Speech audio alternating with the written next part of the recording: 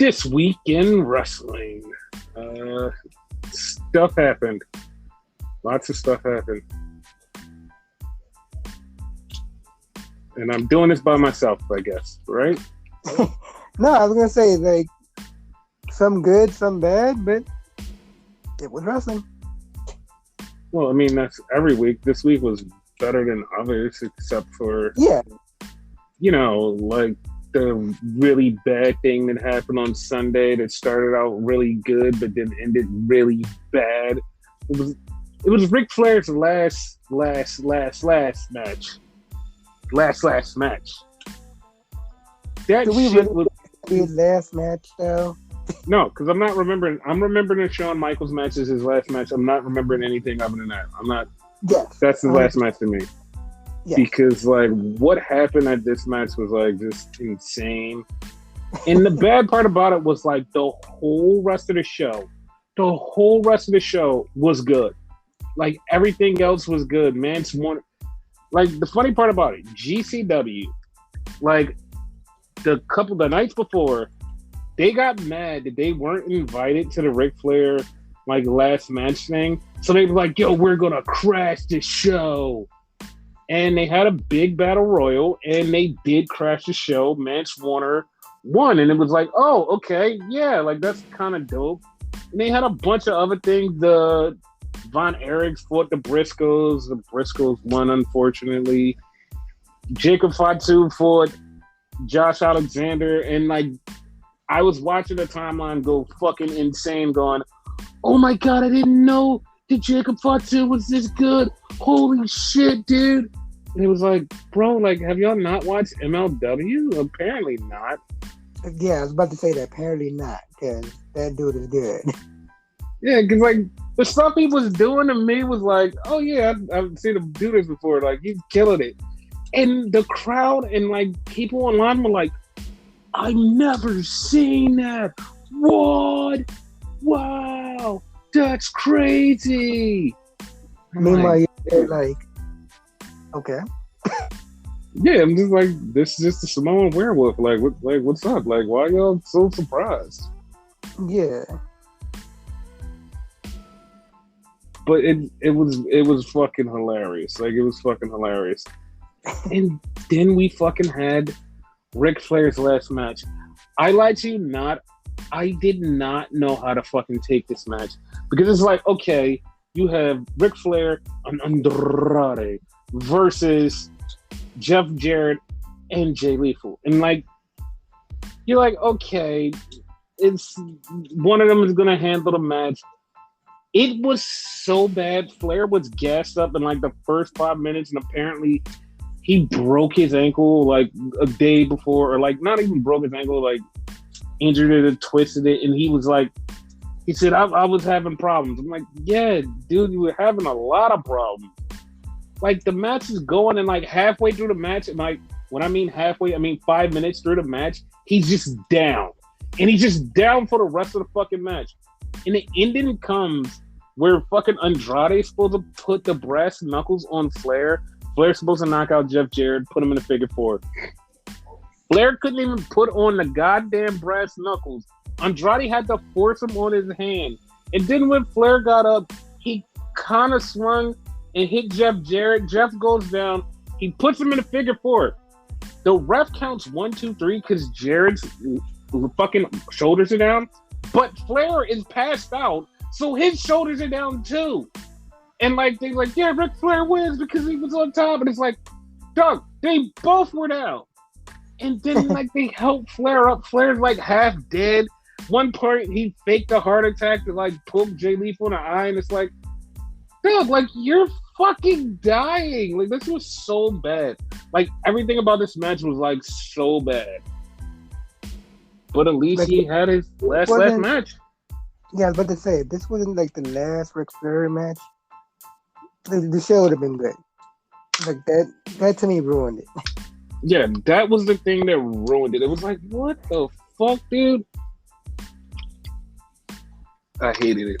I hated everything about that. Cause like I said, the rest of the show was great. That match just was like, Like that's how you want to be remembered, like dying like that in the ring. He spent most of the fucking match on the floor. And it's like, dog, I can't. I can't. But yeah, Like, that what people learn when they have their quote last match, don't have another quote last match. You know what I mean? Chance of that match, your second last match being better than the first, are slim to none. Like, it's not. but see, here's the problem with that. Like, Mhm. we can say that that's perfectly fine, but the wrestlers spend all of their fucking money, lose all of their fucking money. So that's why they have to have another match because they lost all of their fucking money. And that's why Flair is doing this because he lost all this fucking money. And hey, this is what I have to do. And it's sad, but at the same time, it's like, like that's how people from his era were, and they used to spend money. The only person that I've ever heard in my whole entire life from that era that was so good with money was Macho Man. Like they always said, Macho Man was like the most fucking conservative with his money. And when Macho retired, he literally stayed retired. He never was gonna come back. He's like, I have money, I'm good. I'm never coming back. It's like, Yeah. dog, like people should be like Macho Man, like fucking save your money. But everybody else, like, you spend your money, you blow it, because like you're getting money fast, you're gonna blow it, boom, and then when you're done, you're like, oh fuck, I don't have any money, I ran out of. Now you gotta fucking do something else. Like the new school, like Cena and all of them, they're fucking great. Like they have so much other stuff. Stone Cold is another example of somebody who retired and was like, yeah, no, I could come back for cameos, but I'm not doing a last match. I could come back, do a stunner, and leave and make $3 million. Ah, that's great. I'll do it. It's like he had his last match, and you're like, okay, Stone Cold had his last match. Well, technically, he just had his last match because he never had a technical quote unquote last match. So he just had his last match. So now he's like officially done. But like all the time before, he would just come back, stun somebody, just say some shit, and just walk out. That's what Flair should do. Like, but no, he wanted to have a last match, a whole match, and this is where we are. Because he can make good money just making cameos. So. But yeah, that's what he want to do. Yeah.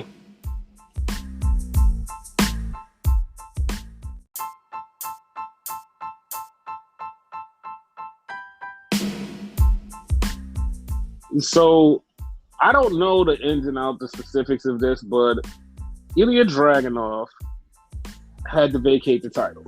So it's like, all right, cool, he vacated the title. Now they're having a tournament, an 8-man tournament for the NXT UK Championship. And it's like, all right, cool. Trent Seven's in it, Wolfgang's in it. Who else? Charlie Dempsey. The dude that was in a tag team that got his ass beat, Oliver Carter. He's a single star now. Fucking Mark Andrews is in it. Joe Coffey is in it. Like, who was the last match? It was one more last match. Kenny Williams, which is the dude who's like really weird, and Tyler Bader in it. Like, so like, yeah, it's like, I mean, that's the tournament. It's like, who really cares? Because like, not a lot of people are watching NXT UK. They're like, no one's watching it. But yeah, the title is up for grabs now. Like I said, I don't know the ins and out of if Ilya Dragunov has like broken his leg and he's down forever, which means he'll be back in NXT UK, or he's broken his leg and could possibly be transferred over to America. I don't know. I'm thinking he's coming to America. I would too, but he came down on crutches with the fucking walking boot on, and I'm like, oh, he's fucked. Yeah, that's what I can think of. It's like, he's fucked. But at the same time, I'm thinking, well, maybe he might just show up here because, like, he's been on TV for a while, and like there was no follow up. But you never know what's going on with that show. It's like it's there, it exists, but yeah, whatever. But that's a great segue into the American version of NXT. Yes. Which did you like the show? I used one of your words. It was mid. Okay. This show was just like it started out with the 4-way for the tag team championships, the women's tag team championships, and the winners wind up being the TikTok Toxic Tag Team. So because of like certain things that has happened, has like totally pushed me away from like being excited and happy for them to be tag team champions. But everybody else was fucking losing it when the TikTok Toxic Tag Team won. And I was very shocked. What say you? No, exactly the same. Like, I'm cold on them. Like, I didn't care. Like, okay, good for you. Like, your first title win. Moving on. Yeah, and like everybody like online in the building, they were fucking losing it for them. And somebody like pointed out was like, "Oh my, wait, how were they faces? Weren't they heels before?" And I kind of would like equated it to, hey, the guys were. I mean, they were just angry because they kept getting screwed, and they were like, "Nah, we want our shot. We kept getting screwed. We want our shot." So to me, that's what I equated it to. So I mean, it's nothing really big there. They basically was faces on the edge of heel because they were just angry. They weren't heels necessarily. They were just pissed off. Yes. So starting a feud with Broke Money, we get the Dyad or the Schism, whatever they're called. And the Joe two Gacy, of them is the Dyad, the three of them is the Schism. That's how what I found out. So Joe Gacy is talking shit so he talks shit to Brooke Jensen, and like this is the first time they've actually acknowledged that Brooke Jensen's dad was a wrestler. And that fucking made me go, wait, you just waited to just now, just like a random fucking time to just mention that his dad was a wrestler? I'm like, no, his dad was a wrestler. I was like, what? Like that's it? Like it was just like this, it was like this name drop, and it's like, okay. I'm like, that's random, but all right, fine. Good for them. It was weird. But they got challenged to a match later on. Like, all right, cool. So then we get Mello. Mello's out. Yo, the first person to get in this ring is going to get a shot at the North American title. So Giovanni Da Vinci's music hits. He's walking all slow. He's posing for the camera. And as he's posing for the camera, Nathan Frazier runs right by him and jumps in the ring. So Nathan Frazier gets the title shot instead of Giovanni Da Vinci. It's like, oh okay. That was kind of funny. Yeah.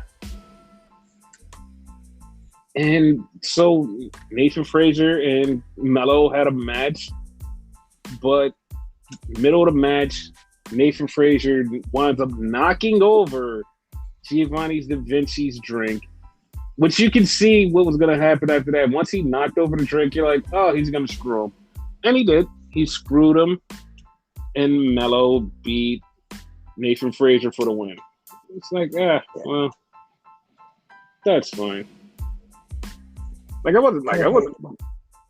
wasn't mad at it because, like, it's keeping the Giovanni Da Vinci and Nathan Frazier thing alive that, like, nobody would really care about, but it's keeping it alive. So we get the contract signing with Braun Breaker and JD McDonough. And JD McDonough is saying all these things about how dumb Braun is and how he's going to beat him with intelligence. And Braun says, no, I'm just going to break you in half. So JD McDonough signs the contract in blood, in his own blood. And then he wants to shake Braun's hand, and Braun's like, no, I don't want to touch you. You got blood on you. Yeah. So then I see where this is going, and like everybody totally missed this one part. So we're back in the Diamond Mine dungeon, and Apollo Crews comes back, and he's talking to Diamond Mine, and he's saying, yo, I like you guys are dope. And they're like, yeah. And he says to them, be wary. Everything isn't what it seems out there. He's like, just be wary. And they're like, nah, we got this. We understand what they are. And he's like, no, just understand. Everything isn't what it seems. And I'm like, he's telling you guys exactly what's going on. And they're just like, no, we blew by it.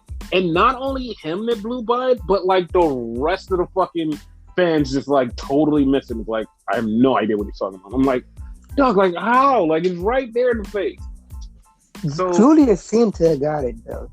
Like Brutus totally missed it, but Julius seemed to have got it. Like I see what you're saying. He said it, but I don't know if he truly meant it. No, he didn't, because like if you watch his face after he leaves, he totally just like, I don't know what this guy's talking about. And he like, it just was like one of those moments. It's like, oh damn. Well, then Damian Kemp came up and was like, yo, Roderick's stuck in traffic, but he said, yo, I hope you guys have a great match tonight. So they were like, all right, whatever. So then we see Toxic Distraction in the back, and they're angry that they lost the title. And Mandy's there. Mandy's like, I have a match now. I can't be happy because you guys lost the title. And McKinley is like, dude, your match is like right now. Get the fuck out there. She's like, I can't be happy. Oh no. So she goes out there and she fights Saray, and she beats Saray in like 5 minutes. And it's like, bro, what was all that fake crying about? I can't be happy. My friends don't have titles. Like, that shit was irritating. She got fucked up in the process, though. So she got fucked up like for 5 seconds. It wasn't even like, yo, she beat the shit out of her. It was like for 5 seconds. And then she was gonna Pillmanize her leg, and then Zoe Stark came out and was like, yo, you're on borrowed time. Beat your ass. Ha ha. Like, all right. You ain't winning. So then we had a Tiffany Stratton thing where she's doing her gymnastics routine. Hey guys, I don't like to sleep, so I hate Wendy Chill. And I was like, dude, I don't care. I don't give a shit. This is so irritating. Like, I didn't care about that. I was like, who gives a shit?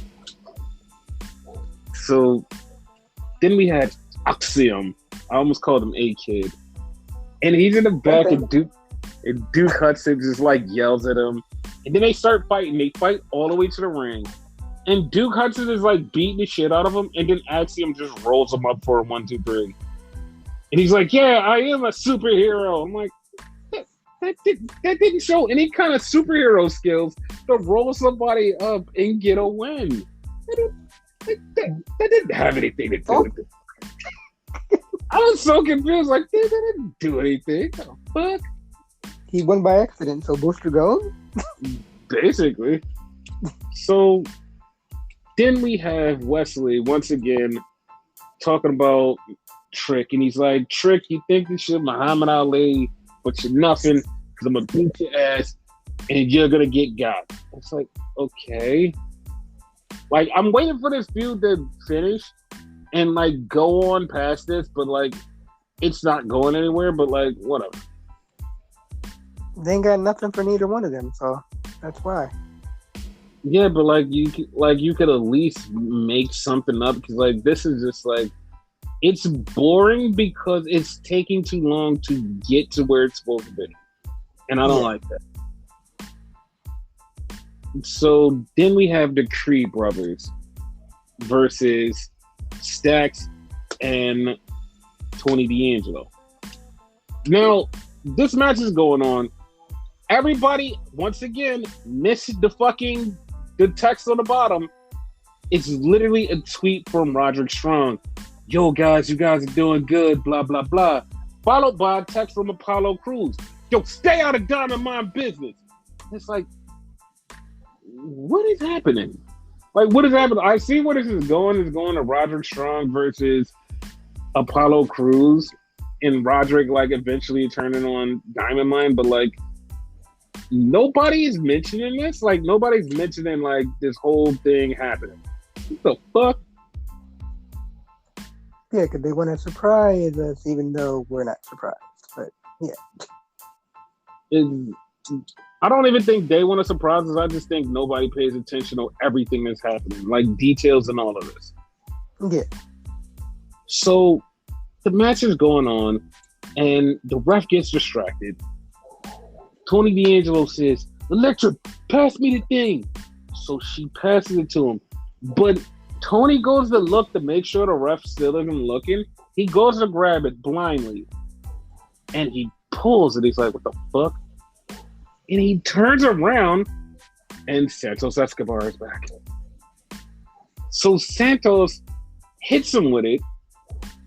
He gets, like, Tony D'Angelo gets beat by the Creeds, and the rest of Legado del Fantasma just leave Tony D'Angelo and his crew in the ring. He says, "Fuck you guys." But yeah. So then we get... Go ahead. Oh, I was gonna say that was the only good part to me, like Santos coming back. For like a split second, I thought like Legado was gonna turn on him, because like for some odd reason I've seen that coming. I guess I'm wrong, but yeah. Yeah, nah. This was a whole family together. So then we get a Roxanne promo, and she's talking about Cora and how her best friend turned on her. And now she wants to fight her best friend. And then we get to Cora, and Cora's like, no, not happening. Nope, not happening at all. I'm not doing it. I'm not an idiot. Whatever. Screw you guys. So Mandy comes up and was like, yo, you should take out Zoe Starks. And Cora immediately says the thing that like no other heel has said. No, I'm good. Like, I don't get anything out of it. I'm not doing your dirty work. Bye. And I was like, oh my God, like somebody actually used logic. And then Mandy was like, no. Okay, listen. All right, here's the thing. If you beat her and take her out, you become number one contender. And Cora still said, I mean, it sounds tempting. I don't know. I have to think about it. And it's like, she's still one of the smartest people that I'm like, yeah, that was smart. Like everything about that was like super smart. I'm like, yeah, we don't get that much in wrestling. Like where people are just like, yeah, I don't get anything out of it. I'm not gonna do it just because you want me to. Mostly get over it. Like, exactly. Yeah. So then we get Brooks Jensen versus Joe Gacy. So him and Joe Gacy are going at it. Then all of a sudden, Pretty Deadly slide in the fucking ring, and they get their asses beat. But Joe Gacy turns around. I mean, not Joe Gacy. Brooks Jensen turns around and gets hit by the finishing move, and Brooks is out. 1, 2, 3. Joe Gacy wins. And he keeps calling out Cameron Grimes, and Cameron Grimes is in the back watching it. And the dude, this is so fucking stupid. They're all back there. It's like a bunch of people. And the guy goes up to Cameron Grimes, goes, dude, he's talking to you. And Cameron Grimes goes, I know, he said my name, and he walks off. What the fuck? That's so stupid. It's like, no shit, Sherlock. Right? I actually expected him to say that exact too. That would have been hilarious. So then we get a little... Oh, he's definitely joining. We get a little interaction between Tony D'Angelo and Santos where they say they're going to have a match. And it's like, all right, they're going to have a match. Good for them. So then we get Alba Fire versus Lash Legend. And Alba Fire gets her revenge and beats Lash Legend. Which I actually at one point was like, oh shit, Lash is going to beat her because Lash was fucking her up through the whole match. but Alba came back and fucking won. I was kind of confused. I was like, oh shit, like I thought she was gonna win. So this feud over? Yeah, hopefully. So then we get a fucking backstage thing. These girls, their car broke down, and Mello is helping. Mello's like, I'm gonna help you guys. Yeah, because there's a bunch of girls. It's like, why not? So I was like, as soon as that happened, I'm like, I wonder which way this is gonna go. And it went away because the next thing we have a fucking crazy ass match where it's Von Wagner versus Solo Sikoa.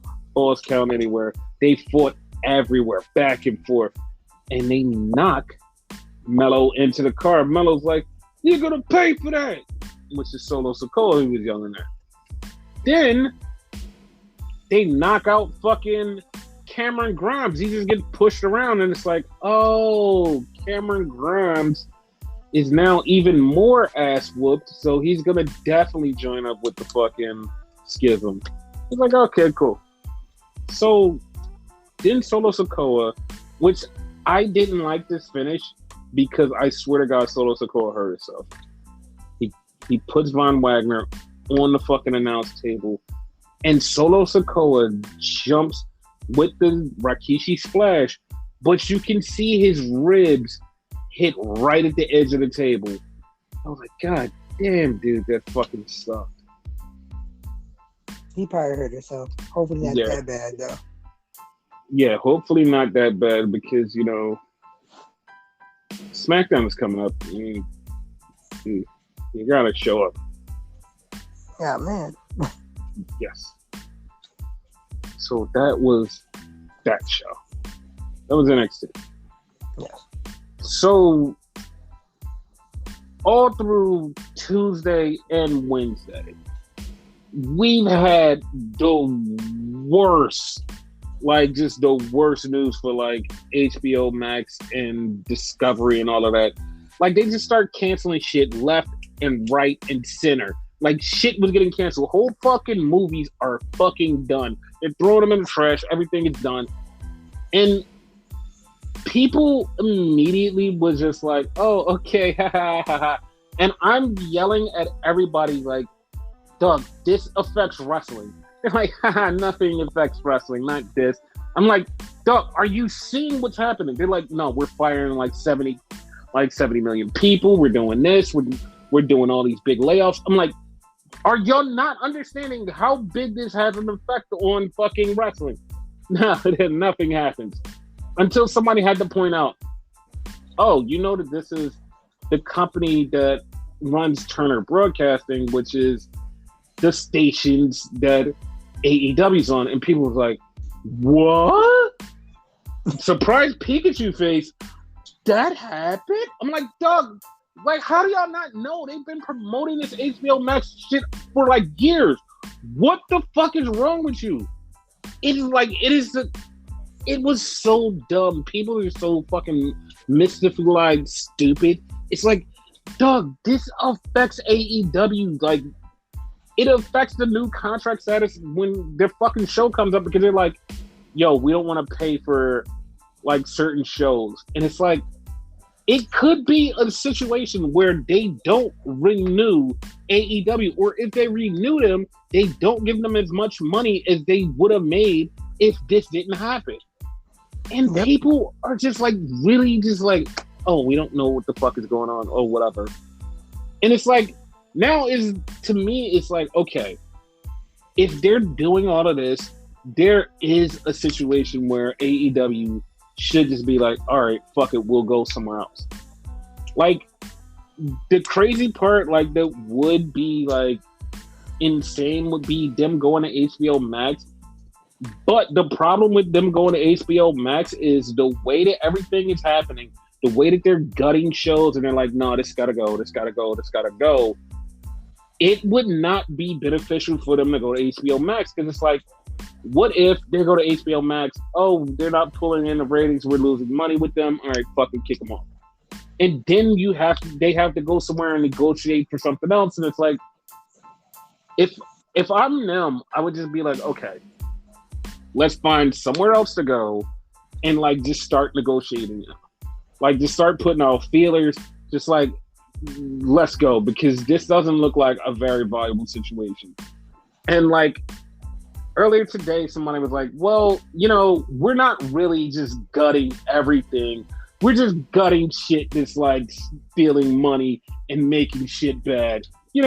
Fuck it. Like if it costs too much to make, we're just gonna gut it. And it's like, dog, you didn't give me any insurance. And this is like somebody from HBO Max and like Discovery going, yeah, well, if it makes too much money and like we're gonna get rid of it. It's like nothing is set in stone, and it's just like worse and worse by the day.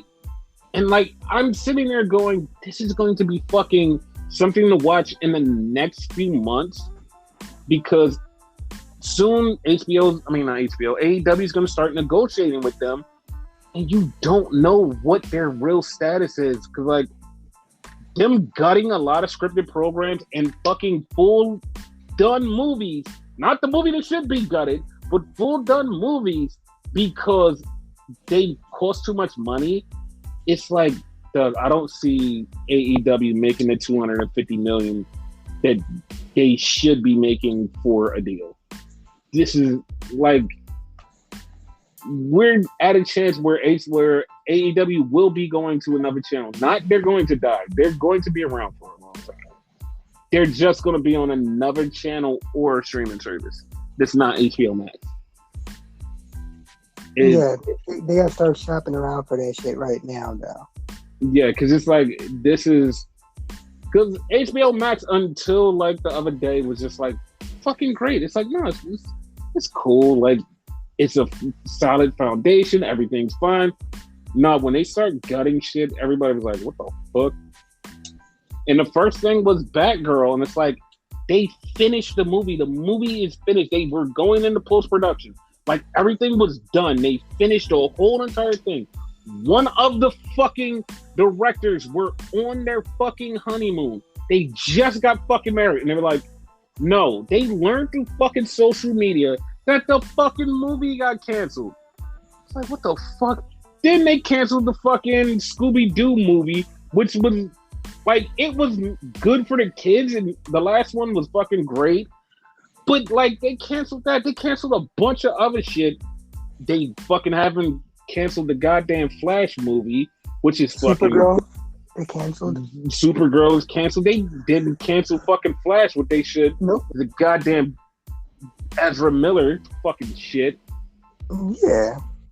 But, fuck, man, like, Discovery HBO Max is really fucking stupid. I actually was questioning whether or not I should get rid of my subscription today. I actually was thinking about that shit today. Like I said, there's a lot of shit going down and a lot of shit that's fucking up. Like right now it's like you don't know what's gonna happen and like they're slowly killing stuff. But the thing is, they're killing stuff for the future. But like everything that's on there is on there right now, even though they say, oh, this is gonna get pulled, this is gonna get pulled, this is gonna get pulled. It's on right now. So you can watch it right now until it gets pulled because them saying it's gonna get pulled, it's gonna get pulled. Like it's so much bad about this. Yeah. But back to wrestling. So AEW started out with Jay Lethal versus Orange Cassidy. And the match is going. The match is like okay. And then like we get a comedy spot where fucking Trent Beretta is on Chuck Taylor because they want to fight the big dude. And it's comically stupid. And then Jay Lethal beats Orange Cassidy after he fucks his leg up. So after the match, Wardlow comes out and Wardlow's like, hey, I'm gonna beat your ass, and they basically set up the TNT title match, which, you know, we all seen coming from a mile away. Don't forget, it's Wardlow's world. Nah. You need to get rid of that fucking catchphrase. Yeah, he says it and it's like, yeah, well, I don't really want to live in your world, pal. Exactly. So then Taz disbands Team Taz. He says, it's over. Team Taz is done. I'm not taking responsibility for any of these guys. Fuck them. Team Taz is done. So then we get the Undisputed Elite. And one of my favorite parts about this was somebody had a sign in the crowd that said, Kyle O'Reilly fears Von Wagner. I was like, that is so stupid. That is so fucking stupid. You guys are dumb.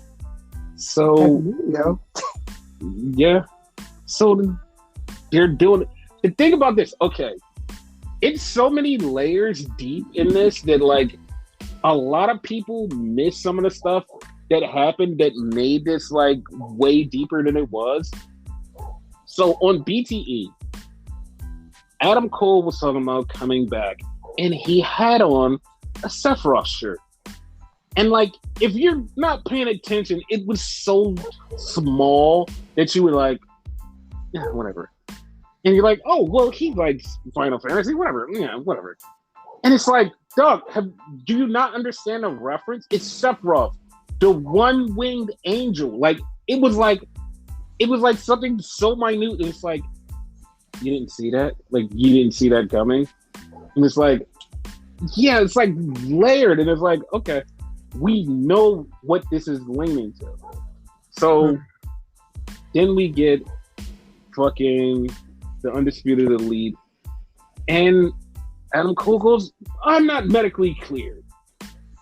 And then he goes, well, Bucks, I know the trios titles are coming, but I'm not medically cleared. Kyle O'Reilly's not medically cleared. And I don't think you're going to do it with Bob Fish. And they're like, I mean, we can find another partner. He's like, no. See, that's the thing. I don't think you're physically going to be able to do it. And they fucked up the Young Bucks. And I was just like, oh, wow, this happened. But I wasn't expecting Hangman to show up. That was a twist. Yes. And everybody immediately, even including JR, said the same thing, was like, oh, the Hung Bucks are back together. Oh, they're back together. They're a team. I forgot that that's what they were called. Yes. So Hangman extends his hand. He shakes hands with Nick and Matt. And everybody immediately goes, oh, Hung Bucks. But like I said before, this is starting to repair the Elite. The Elite are repairing. They're becoming a family again. They're back. They're getting back to normal. And it's like, okay, so it's going to be Hangman and the Bucks going for the trios title, right? Nope. And I'm like, nope. I don't, like, you guys are just jumping to this because, like, it's there. It's literally dangling right there. And, like, I'm not saying that, so, like, the swerve to me would, like, the swerve me would be Kenny shows up and then Kenny gives his blessing for the Hung Bucks to be a team. That would be a swerve to me. The opposite swerve to everybody else is Kenny shows up and Kenny joins the Elite. That would be the swerve to everybody else. The swerve would be Hangman to me. So that's great. It's kind of a repeat of the Bullet Club thing again, where Adam Cole thinks he's the leader, but he's not the leader because Kenny's the actual leader and whatnot. Yes, Adam Cole does think he's the leader of the Undisputed Elite, which Kenny is the true leader, quote unquote, even though there's no leader, which they say all the time, but there's always somebody trying to be the leader. Yeah. It's so weird. So then we get a Moxley promo, and Moxley's talking about he doesn't give a damn if it's Jericho, Willa Yuta who wins, whoever it is, I'm going to beat their ass. And the funny part, and a lot of people like miss this, but like I took it as a little like not a subtle shot, but like I understand the assignment thing. When Moxley goes, yeah, it ain't a game. And you're like none of this was about a game. None of this was, nobody was playing around. So why did you say it's not a game? And like, you hear it and you're like, that's what it is. It's like, yeah, we're in the end game now. So then we get a backstage segment from earlier, and it's Christian and it's fucking Tony Schiavone, and Christian almost dies. Because more importantly, Tony Schiavone almost died. That's true. So they almost get hit by fucking Jungle Boy. I'm like, what the fuck? Yeah. So before AEW came on, we had a big announcement for a lot of stuff in AEW, because this brings you back to the Jonathan Gresham thing, where Gresham was like, I cannot get a word in with fucking Tony Khan, and like he had this fucking argument. So Tony Khan appointed people to different roles. Tony Schiavone got a bigger role, Christopher Daniels, Sanjay Dutt, and to bring into the women, we had Madison Rayne. And like, she did very good things in fucking Impact. So it's like, this is great. But people were like, oh, this is just a retaliation for the Jonathan Gresham thing. And I'm like, yes, that too. That was also that too. It wasn't just that. It was a that too. It was a that TOO. That's what it was. It wasn't, yes, this is the whole thing. It was like that TOO. That's what that was.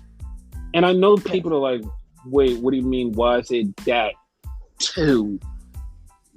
Because he finally had some real competition. So he's really like, I'm not going to fuck this up. I have some competition. I have to fight. And we'll get to that competition later. But he's really in war mode. He's in fight back mode. So yeah, that's where that's at. So we had a tag team match, player, on AEW. And it's Britt Baker and Jamie Hayter with brand new clothes. Jamie with brand new clothes. I'm happy. Versus Toni Storm and Thunder Rosa, who came out with a sandbag t-shirt, which is really funny because that's what they said they were going to use to stop the thunderstorm. And they had a tag team match. This tag team match was fucking awesome. It was my match of the show. That's how good it was. It was fucking awesome. Yeah. I fucking loved it. Jamie Hayter got the win. She pinned Toni Storm. So now Jamie Hayter is now number one contender to take on Thunder Rosa. And that will be happening at Battle of the Belts. So hopefully she wins. She's not gonna win. So we get fucking stupidest shit that I've ever seen. We get this fucking dumbass and stupid ass promo about Sammy Guevara and Ty Conti. They're getting married in Paris, blah, blah, blah. Eddie Kingston cuts it off, and Eddie Kingston challenges Sammy Guevara to a match at All Out. And I'm just like, that's the first match you announced. That's the first match. That's the first match you announced. That's it. That match right there. That's the first match. Yeah, no, that's the first match. Like, what the fuck? Like, why not? Fuck that. So then we get Will Hobbs, Powerhouse, with a brand new entrance, brand new music, looking bad fucking ass. He beat the shit out of some dude, just fucked him up, fucked his shit up, kneeled on him, got the win, and Ricky Starks ran out to beat up Hobbs. This was so fucking good. He ran out to beat up Hobbs. Hobbs, like, he punched him around for 5 seconds. Hobbs grabbed him, hit him with the spine buster, and laid Ricky out and walked off just like the coldest killer that you've ever seen. It's like, I love this. I love this, dude. I love it. It's my favorite thing in AEW. The only other tweak I would give Hobbs right now, because I love the whole presentation now, is a robe. No. Because I love his entrance. Yeah, I love his entrance too, and like it's just perfect. Like everything about it is perfect to me. So then we get Miro. Once again, everybody hears Miro, and Miro's like, he's talking about the God and Devil thing, just like the I was gonna call them the Blackpool Combat Club, but the House of Black, like just like the House of Black. And it's like, oh yeah, no, it's just like the House of Black. And I'm like, are you not paying attention? There's something deeper. And then like when they come back, they have a Darby promo, and he's talking about how he's gonna put Brody King in the coffin next week. And it's like, are y'all not paying attention? This is a swerve. This is a super swerve because I feel like Miro's gonna join up with Darby and Sting. That's odd, but I see it. Yes. Because I feel like that's the way they're going to go with this, just to fuck with everybody. Yeah. So then we get Christian versus Matt Hardy. And somebody in the crowd said, I played this on No Mercy back in 1998. And I was like, fuck you, because that's true. That's true. Okay. So Christian wins. He's about to kill Matt Hardy. Then Lucha Kane shows up and he walks to the ring. And all of a sudden, here comes Jungle Boy to come beat up Christian. Christian runs and leaves and jumps over the barricade and runs away. Like, okay. So then we get the Top G, Andrew Tate, and he's happy that he beat Daniel Bryan last week. He calls himself now a Dragon Slayer. And I'm like, okay, yeah. And he keeps talking, and I'm like, I don't know. He never made an actual point of like, I want to challenge this person or that person.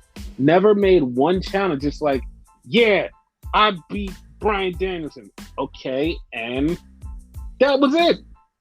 I was like, okay, whatever. Better Yuta again. He probably would have said that if they would have gave him more time.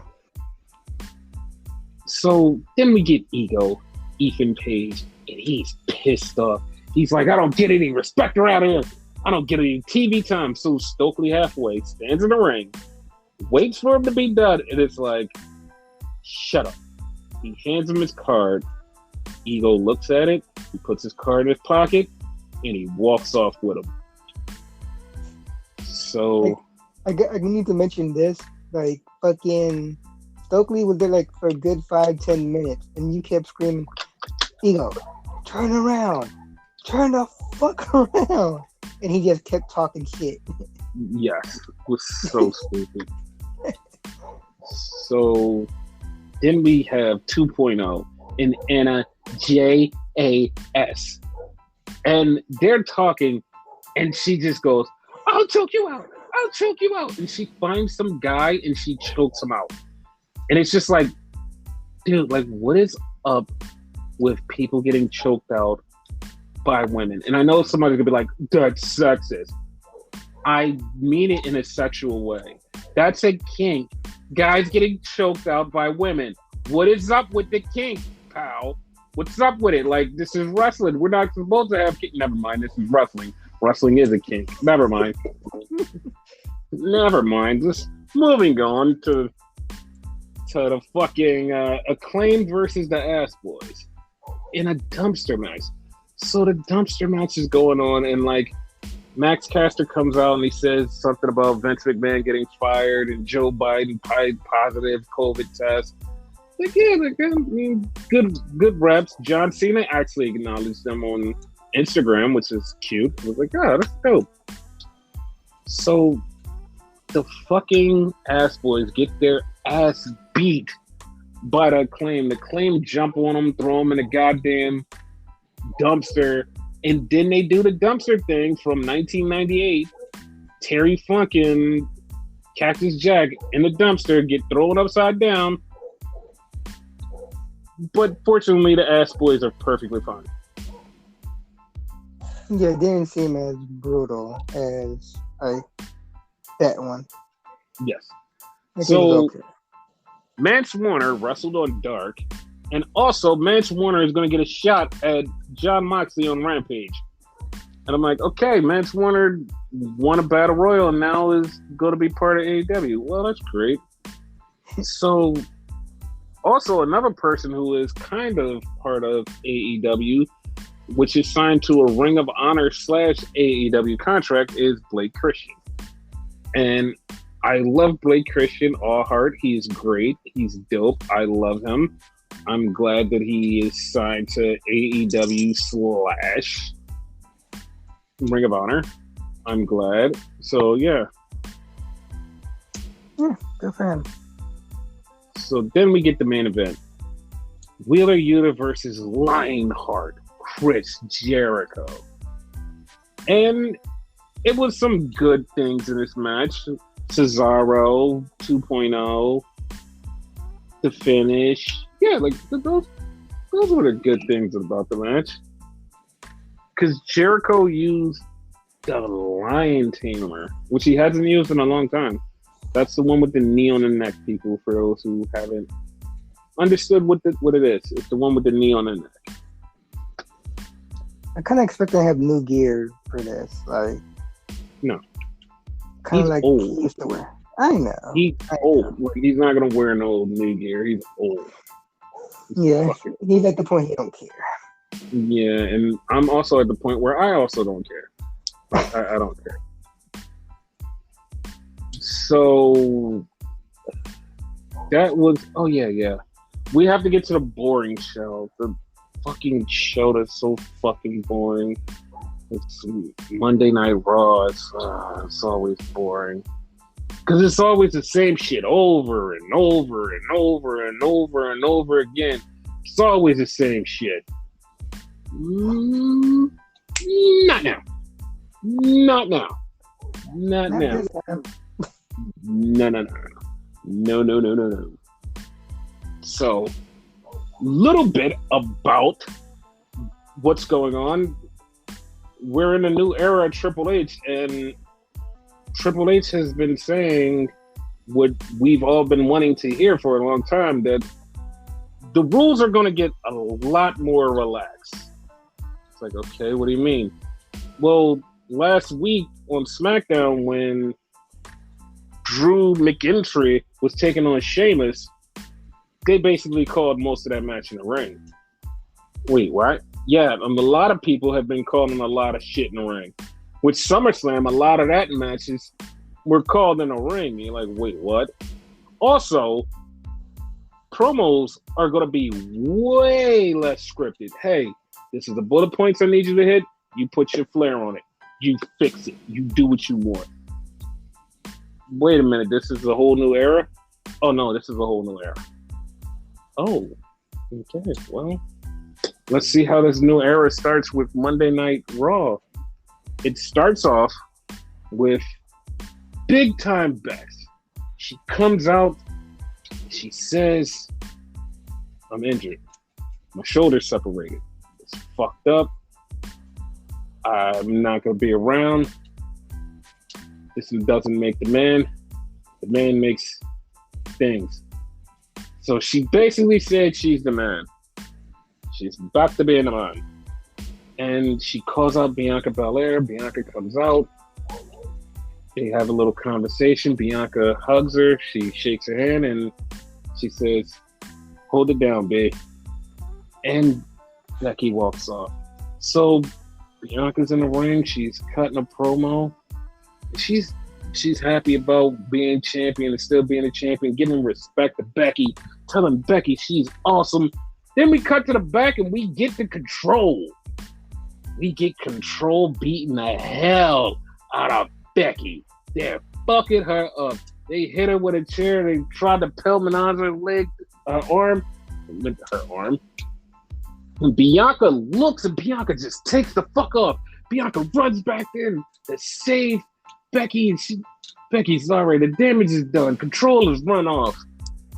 Well, Becky's even more injured. I liked it. I really liked it because it was different. It wasn't normal. It's like not normal Raw stuff that happens. You're like, this happens on Raw. It's like, no, this was totally different. Like this wasn't something that you normally see on Raw. I'm like, no, this actually works. Like it seemed more organic. Yes. Like it didn't feel as scripted, which obviously it's scripted because they have to write all this, but it didn't feel so much. Yes. So then we got a United States title package. I'm not joking. They put a package of the U.S. title from back in the day, from George Crockett Promotions, all the way up to now. Even the WCW stuff. They put all of this in a fucking U.S. title package. And I'm like, holy shit, they care about the U.S. title again? They made it feel fucking special. I'm like, holy shit, this feels real. Like, they made the title feel important. Yes. Was it me or was Theory nowhere in there? Theory was nowhere in there. Theory was nowhere in there. They had only the best of the best. Fucking Wahoo McDaniel, fucking Sergeant Slaughter, Dusty Rhodes, Lex Luger, Rick Rude, Mr. Perfect. It was so beautifully done. It was like, oh my God, they care about secondary titles now. I want to say they said Sting too. They care about the titles. Yeah. And it was it was great because they were like, yeah, like we're going to have a match. We're going to have matches to see who's going to face Bob Lash next week. And we're like, okay, cool. It started out with a triple threat. AJ Styles versus The Miz versus Ali. This was so fucking magical. It was so fucking magical. And the ending was the best part of it because Miz is laid out. Ali goes for the 450. He hits the 450, bounces up. AJ catches him, grabs him in the Styles Clash. Styles clashes him on Miz, rolls up Ali. 1, 2, 3. AJ advances to the match later on. It's like, what? That finish would go down in history. Yeah. So then we get Control. And they act like they're leaving. They're like, we're just getting started. So they go to leave. And as they're leaving, the Usos walk in. And Sarah's like, hey, Usos, you have a match later on. And like, yeah, we're going to beat the Mysterios. Ha-ha. And they walked off. And the funny part was like, they interacted, but we don't usually see the male and female talent interacting. You're like, wait, they're interacting? Like, this is different. Like, it was so much stuff that was happening that made it just go, this is different. We don't see the interviews like switch off either too much, like from one interview to the other, like that. Yes.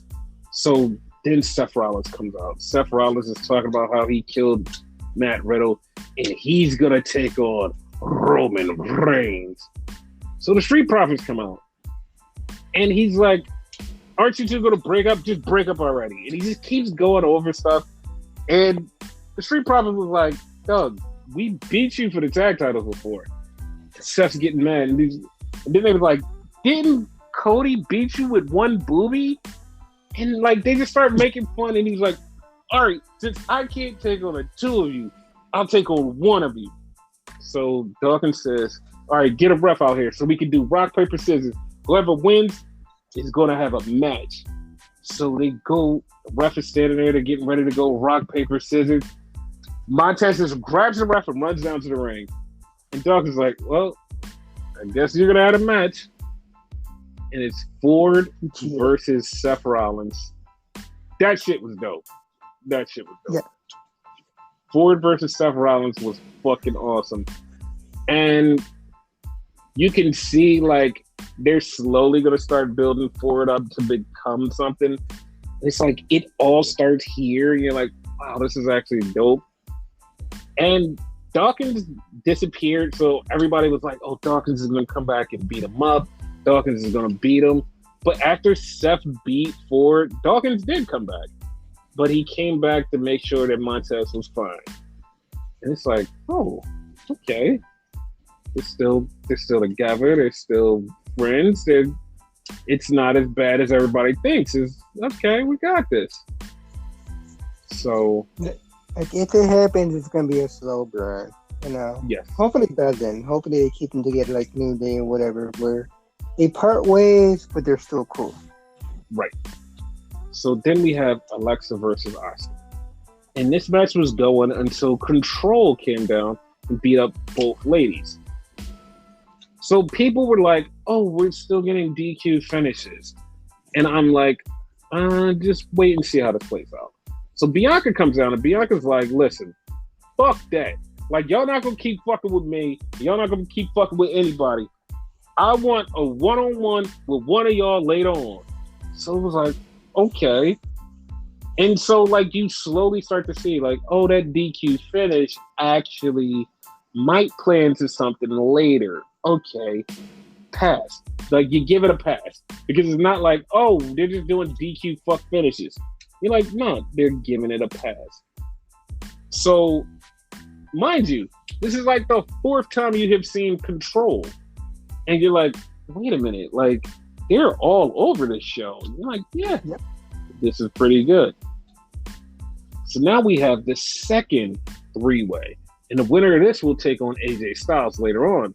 So we have Ciampa versus Gable versus Dolph Ziggler. This match was also really fucking good. It was one point where fucking Dolph Ziggler and Gable start mat wrestling. Just in there, just going at it, just mat wrestling. You're like, no, what? Am I even watching Raw right now? What the fuck is this? People forget Ziggler can do that shit. Like, I literally was like, yo, this can't be on Monday Night Raw. This can't be on Monday Night Raw. This is Monday Night Raw. This is all of this good, juicy wrestling is happening on Raw. Like, this is impossible, right? Like, this shouldn't be happening, right? Right? No, wrong. This is Monday Night Raw. This is actually a thing. And it fucked me up. Ciampa won the match, but it fucked me up because it's like, this is actually good and entertaining. Like, we're halfway through the show, and I'm sitting there like, I'm thoroughly entertained. So then we get the rated R superstar Edge back, and he says, listen, I was an asshole. Yeah, I know you people agree, I was an asshole, but I'm back.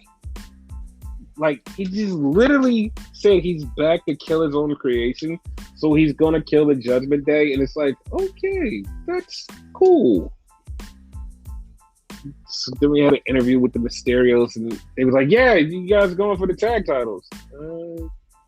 Yeah, I guess. Like, that's exactly what, I swear to God, that's how it felt when they fucking talk. You guys going for the tag titles? Yeah, I guess. They didn't seem too enthusiastic about it. Like, whatever. Yeah, I guess. So then once again we have Control because Io Shirai is about to have a match against Bianca Belair. So they're talking to him, and Bayley just basically saying, like, we're here to, like, change everything. And Dakota Kai says, we know how to play the game. And it's just like, you can see that it's like, okay, yeah, I understand. This is a Triple H era. So then we have Bianca versus Io. Amazing match. And it's like something you're like, well, this should be on a pay-per-view. But no, it's on Monday Night Raw. And it's a thing. So you're like, well, who's going to win? And we get a DQ finish. And to some people, they were like, oh, why a DQ finish? They should have had a finish. And I'm like, it plays into the bigger story of control just being deranged, unhinged women that need to beat the shit out of somebody. And they beat the shit out of Bianca, but then here comes Asuka and Alexa Bliss to back up Bianca. So now you have a fucking 3-on-3 situation where you're like, you see what's going on. It's now a 3-on-3 situation. You see. There's more to the story here. And you're like, oh, this is gonna be good. DQ finishes are not bad as long as it like progresses the story, which in this case it did. So yes, and that's what a lot of people forget because for so long it'll just be a DQ finish for no reason.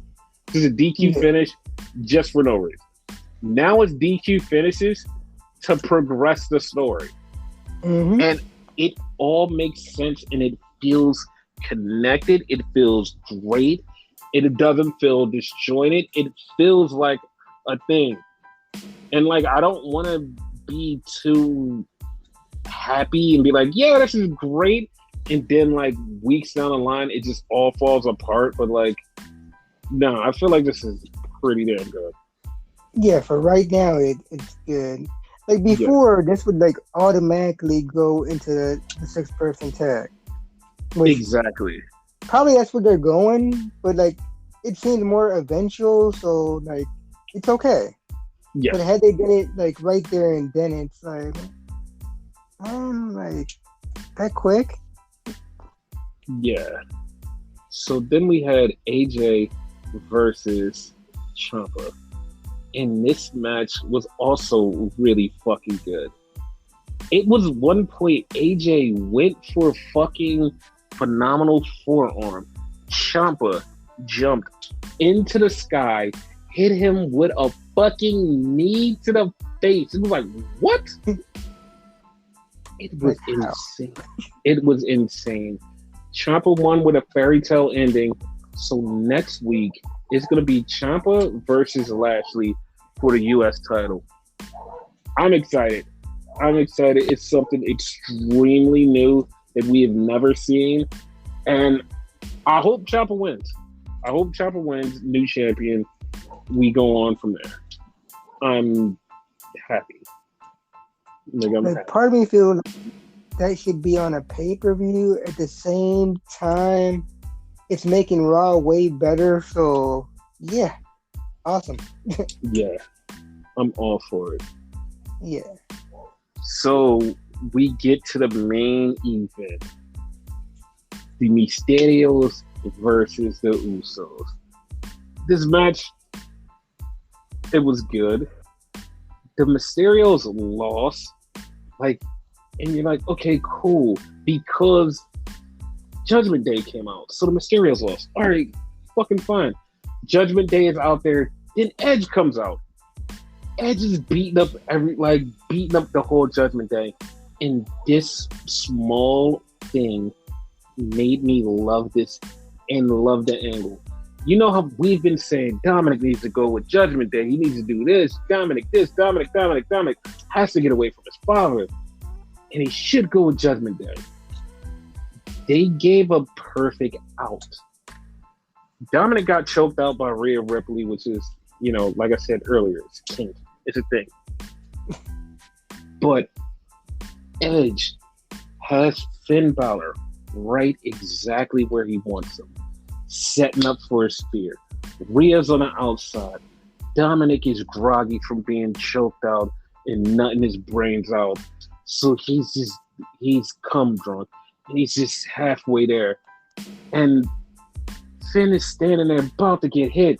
And Rhea goes, "Stand there, Dominic." She pushes Dominic right in the way. Edge spears Dominic. Finn gets out of the way. Judgment Day leaves. Rey Mysterio wakes up and is like, "Why is my son on the floor? What happened? Oh my God, why did he get hurt?" It was like, oh my God, they just added a new layer into this story.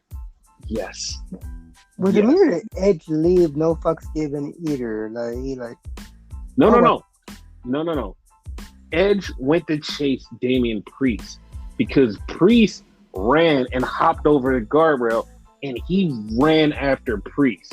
So him running after Priest and leaving makes it look like, oh, he didn't give a fuck about my son getting hit. Oh, okay. Fuck him.